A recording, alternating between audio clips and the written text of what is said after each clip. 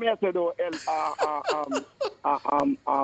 Mr. Youth, that the now that we in this area now where everybody is affected, just like in the time of Gilbert. Why is it that we having this political issue when people are hungry? Because we are a very politically tribalized country, sir. We are very politically tribalized. No, that is a reality. In Jamaica, no matter what it is, politics is always just below the surface.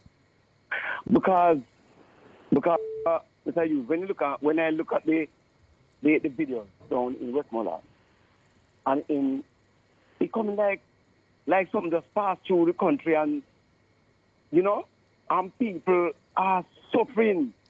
Something? What do you mean by something just passed through the country? We get a bitch lick.